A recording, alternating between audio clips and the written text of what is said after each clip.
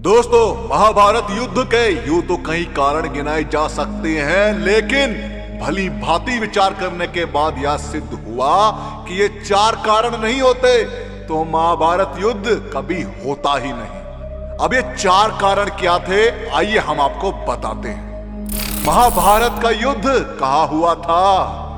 महाभारत का युद्ध कुरुक्षेत्र में लड़ा गया था। कुरुक्षेत्र हरियाणा में स्थित है। लड़ाई के लिए कुरुक्षेत्र का चयन श्री कृष्ण ने ही किया था। इसके पीछे कारण था कि जब कुरु इस क्षेत्र की जुताई कर रहे थे, तब इंद्र ने उनसे जाकर इसका कारण पूछा। गुरु ने कहा कि जो भी व्यक्ति इस स्थान पर मारा जाए वह पुण्य लोक में जाए, ऐसी मेरी इच्छा है। इंद्र उनकी बात को हंसी में उड़ाते हुए स्वर्ग लोक चले गए, लेकिन बाद में उन्हें यह समझ में आ गया।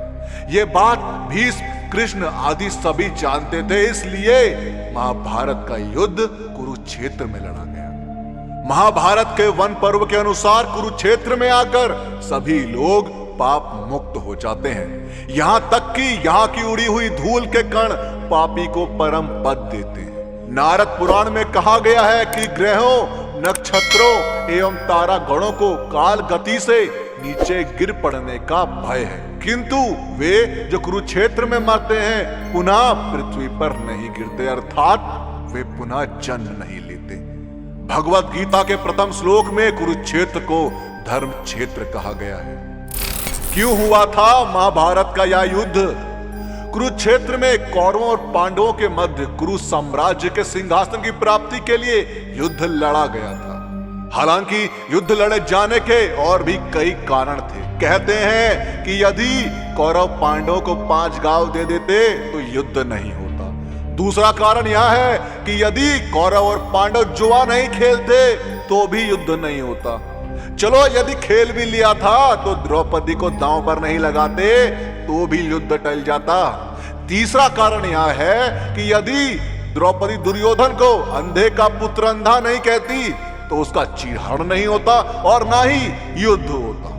कैसे हुआ था महाभारत का युद्ध? महाभारत का युद्ध में रथ, घोड़े, हाथी, ऊंट के अलावा कहते हैं कि वायुयान का भी उपयोग किया गया था।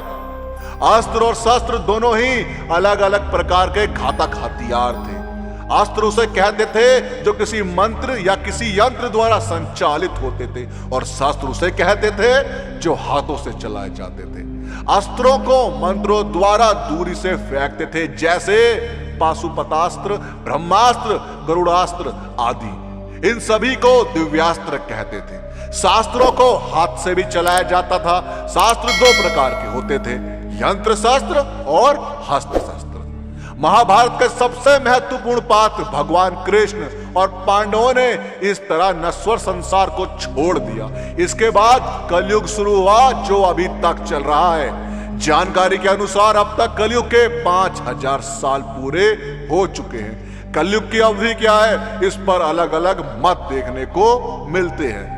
तो दोस्तों, पिछली वीडियो का शाउट आउट जाता है मनसा खोलिया जी को, जिन्होंने बहुत ही प्यारा कमेंट किया था। इस कमेंट के लिए मनसा खोलिया जी ज्ञान प्लस आपको तहे दिल से धन्यवाद कहना चाहता है। और दोस्तों, आप कमेंट में पिक मी लिख सकते हैं, जिससे आने वाली वीडियो में आप में से किसी एक को मिलेगा ज्ञान प्लस की तरफ से शाउट आउट।